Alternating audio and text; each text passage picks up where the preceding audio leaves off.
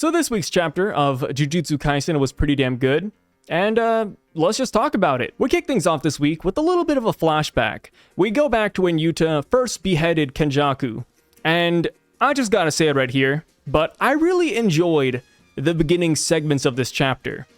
Mainly because it helped flesh out Kenjaku's death a lot more, because when Yuta showed up last chapter, in front of Sukuna, I was scratching my chin. I was like, yo, is that it for Kenjaku? Like, one of the two big bad villains of the series just unceremoniously beheaded and that was it? There's no way. There's no way.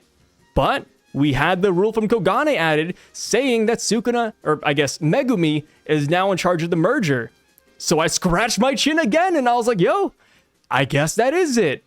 But lo and behold, Gege went back in time and showed us the rest of Kenjaku's interaction. It turns out that he didn't exactly die after getting beheaded, and he ended up turning into this weird Resident Evil T-virus monster, right?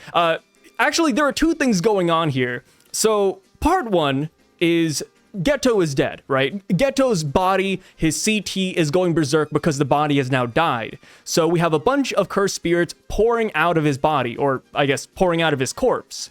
And then on the other hand, Kenjaku is now a floating head. I mean, technically not a floating head. He turned into this weird, like I said, Resident Evil-ish monster. But yeah, he's still going on. He's floating around. Yuta uses Rika to subdue the cursed spirits, while Yuta finishes Kenjaku. And Kenjaku didn't really make it a challenge at this point. I think he knew that he was cooked, right? He didn't really have a body to use anymore, so he used whatever strength he had left to add the rule we saw from last chapter, declaring Megumi as the leader of the merger. And we also saw how Tengen ended up in Sukuna's hands as well. Kenjaku simply brought him out and used Amazon delivery, I guess. There's not a good way to explain it, right? He's like, Tengen, go to Sukuna, and then it just flew over to him, which is kind of funny. But yeah, like I said, I really do enjoy the beginning segments of this chapter, and I also love that when we head back over to the Sukuna fight, present time, Yuta questions if they did things the right way, which is kind of hilarious because that's something that, we as the community do all the time. Like, people are like, hey, where's Maki at? Why did Yuta go over there? Is this really the best possible plan we can cook up? I don't know, man. I just really like hearing his inner monologue throughout this chapter. And he does mention Maki-san, and he's like, hey, like, we could have sent Maki to finish off Kenjaku. She could have done it. But he does dial it back and say, well, if we sent her, then she'd have to deal with all the cursed spirits, and I'm more suited for that because I have Rika. But also, I have a grudge against Kenjaku, which I love that he brought that up, because a lot of people were hyping Yuta up to beat Kenjaku because of that grudge. So it really does just feel nice that he mentions it here in this chapter. Oh yeah, last couple of things I do want to talk about with Kenjaku's death though, is that one, I do think he is truly dead now. The words he speaks in this chapter leaves no room for doubt, right? It doesn't seem like he has some greater plan to bring himself back to life. He's more like, hey, I'm dead, but thanks to Takaba, I had a lot of fun. Now that the merger is in Megumi's hand, it's your turn to have fun, Yuta. I think this is a pretty decent end for him, but of course, I do wish he was around to see the merger. Like, it just feels so weird knowing that he's been building this plan up this entire time, and he's not gonna see it. But hey, like I said, thankfully, Takaba gave him a great last fight, so he's going out with a bang in some sense. So now, onwards to Yuta versus Sukuna.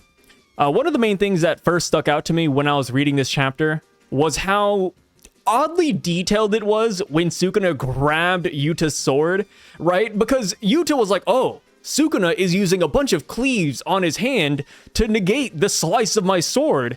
And I'm like, oh, that's freaking cool, right? Because this is something that animes don't typically have to explain, especially when it comes to an N-tier villain. They could have simply said that Sukuna has crazy cursed energy, or Sukuna has crazy grippers. But instead, no, they gave him that small detail where they're like, yeah, he's just actually combating cuts with cuts, and I can't cut him. I really hope this doesn't come off as me glazing Gege super hard, but I really do like these small details, and it really shows that he is, one with Battle Shonen. So yes, after he blocks the sword attack, Rika comes in from behind, and Sukuna shows us how useful his dual sets of arms and mouths actually are. Which is pretty damn funny, because you know the memes of like, oh, it's Jump Kaisen, right? It's always a 2v1 when it comes to the sorcerers. When you really think about it, Sukuna is kind of built to combat that very well, since he has all these extra appendages. So while this is all going on, Yuta is going through the monologue I kind of talked about earlier, where he's kind of doubting himself, doubting the plan, and then reaffirming that this plan is the right way to do things. And since he does bring up Maki, I am wondering now where she's at, you know, because she hasn't joined the battle quite yet. So I am very much looking forward to when she actually steps up and steps in. And, you know, it's not one of those things where it's like, oh, like, you know, like she's useless or she's hiding on the side. No. This is like part of their plan. Like, they planned out all of this, right? Like, they planned out Yuta killing Kenjaku, Takaba, the sorcerers who would initially fight Sukuna, the order they would fight him, Hikari versus Urame. Like, everything is planned out very well from the boys here. So, Maki not being here is a choice that they have made. And now I'm just wondering how far ahead they have planned. Because even right now, they're talking about Sukuna and how he can't use his domain expansion quite yet, but he will be able to pretty damn soon. So I wonder if Maki is going to come in during that stage of the fight. But either way, though, you know, future predictions aside, what happens here in the present, though, in this chapter, groundbreaking.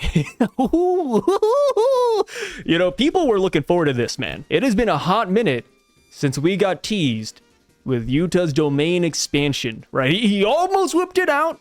Cockroach Boy kind of broke that apart, but we finally get to see it here. His domain expansion, true mutual love, or however else they're going to translate it. I've seen like 3 or 4 different translations for this domain expansion, but honestly, they all have the same meaning, right? It is Yuta's love at the end of the day. So we see him spawn what seems to be like 1,000 swords all around the battlefield, and it looks so damn cool. It reminds me of Fate Stay Night Unlimited Blade Works, where, you know, they activate their ability and there's a bunch of swords all around them. Yo, that is what this is striking me as. And he doesn't exactly say what the purpose of the swords are necessarily, but I do like to imagine in my headcanon that all of these swords represent a different sorcerer that he's fought and or a different ability that he has copied.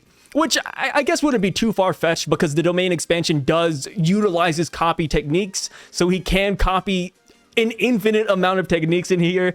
It is freaking cool. And also, now that Yuta has activated his domain expansion, Sukuna has to, you know, he has to use those hands. He has to activate the hollow wicker basket to combat this. But once again, though, this scenario, which is usually very disadvantageous for any normal sorcerer, is just an okay scenario for Sukuna, because he has extra appendages. He can activate the wicker basket and he's free. Like, that is just how it is here. Yuta tries to go in for an attack. Sukuna dodges the sword swing, but he doesn't realize that Yuta also copied Udo's attack here and slapped him in the face with the sky. I'm still not exactly 100% sure how that ability works, but he did it, right? Regardless, it landed, but Sukuna does have RCT, of course, because he's an absolute monster, and he recovers in no time flat. We then end off the chapter by switching over to Sukuna's perspective, and he's like, yo, this is their plan, right? They're gonna wear me down in this domain, and while this is happening, Yuji over there, you know, that boy, that damn kid, is going to attack my soul and try to separate me from Megumi. He has sniffed out the game plan, and now he almost mockingly embraces it in a way, because he looks at Yuji and he's like, oh, whoa, like, you finally have a role here. Like, he's actually just having a good old time. And we have to remember, this is exactly what Sukuna wants, more or less. He wants to be in the heat of battle. So yeah, I bet it makes him kind of happy to see all these sorcerers tackle him one after another, and just seeing how much they've actually planned for him. As good as things are looking at the end of this chapter, I do feel like Sukuna is going to end up on top. You know, Yuta already foreshadowed Sukuna's domain expansion coming back, so it's only a matter of time at this point, right? Right when it comes back, we're gonna get a clash, everything's gonna break, and then everything's gonna go to hell.